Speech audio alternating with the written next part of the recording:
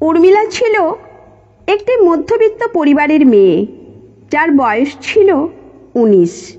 পড়াশোনায় তার খুব আগ্রহ ছিল, আর এই আগ্রহের কারণেই সে স্কুলের ভালো ছাত্রী হিসাবে পরিচিত ছিল।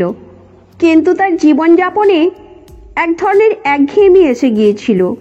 তেমন কিছু আকর্ষণীয় ঘটনা তার জীবনে ঘটছিল না।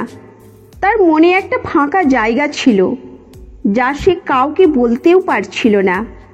স্কুলে তার প্রিয় শিক্ষক ছিলেন সৌম্য স্যার, যিনি তাকে সব সময়ই বিশেষ দৃষ্টিতে দেখতেন।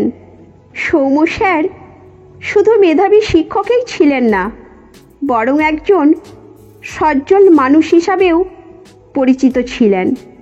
দিনগুলো কেটে যাচ্ছিল। একদিন স্কুলের শেষে সৌম্য স্যার উর্মিলাকে বললেন, তোমার পড়াশোনায় কিছু ঘাটতি আছে, তোমাকে আমার বাসায় এসে কিছু অতিরিক্ত ক্লাস করতে হবে, এতে তোমার পড়াশোনার মান আরও ভালো হবে। উর্মিলা প্রথমে কিছুটা দ্বিধায় ছিল, কিন্তু সে ভেবেছিল শিক্ষকের বাড়িতে গিয়ে পড়াশোনা করলে তার লাভ হবে, তাই সে রাজি হয়ে যায়। অতিরিক্ত ক্লাসের নামে সৌম্য স্যারের বাসায় যেতে শুরু করে উর্মিলা। প্রথমে সব কিছু স্বাভাবিক থাকলেও সময়ের সাথে সাথে তাদের সম্পর্ক ঘনিষ্ঠ হতে থাকে। সৌম্য স্যার প্রতিদিন তার প্রতি বেশি মনোযোগ দিতে শুরু করেন। এই মনোযোগে উর্মিলাকে এক অন্যরকম আনন্দ দিতে শুরু করে।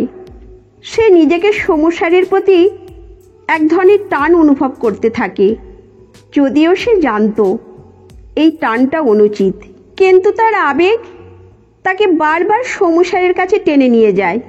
এদিকে তার জীবন আরও বড় পরিবর্তনের মুখোমুখি হয় যখন তার মামাতো ভাই অর্জুন অফিসের কাজে তাদের বাড়িতে আসে। অর্জুন একজন আত্মবিশ্বাসী, প্রতিষ্ঠিত যুবক, যার বয়স ছিল 25।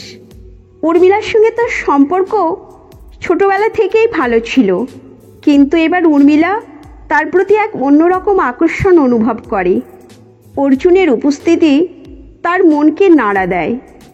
বাড়িতে তাদের একসঙ্গে সময় কাটাতে থাকে এবং তাদের সম্পর্ক আরও ঘনিষ্ঠ হয়। রাতে যখন বাড়ির সবাই ঘুমিয়ে পড়ে, উর্মিলা চুপিসারে অর্জুনের ঘরে গিয়ে উপস্থিত হয়। সেখানে তাদের মধ্যে এক অপ্রত্যাশিত সম্পর্ক গড়ে ওঠে। অর্জুনও তার প্রতি আকর্ষণ বোধ করে এবং তারা শারীরিক ঘনিষ্ঠতায় জড়িয়ে পড়ে। সেই মুহূর্তে উর্মিলা তার সমস্ত দ্বিধা এবং নৈতিকতার বাঁধ ভেঙে ফেলে।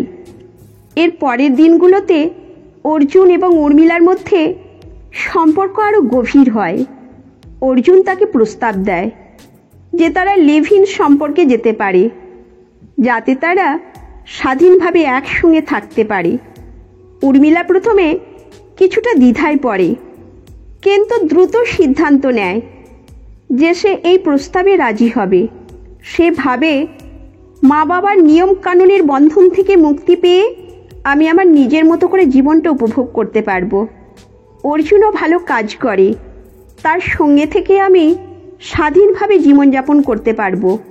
পরের দিন সকালে উর্মিলা তার মা লীলা এবং বাবা অনিরুদ্ধর কাছে যায় এবং বলে, আমি সিদ্ধান্ত নিয়েছি যে আমি অর্জুনের সাথে যৌনপুরে চলে যাব। সেখানে তার পোস্টিং হয়েছে এবং আমি তার সাথে লিভ ইন সম্পর্কে থাকব। এই কথা শুনে লীলা এবং অনিরুদ্ধ হতবাক হয়ে যান।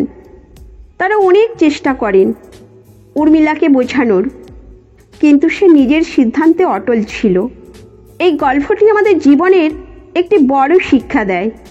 সম্পর্ক এবং আবেগের বিষয়ে সঠিক সিদ্ধান্ত নেওয়া অত্যন্ত গুরুত্বপূর্ণ।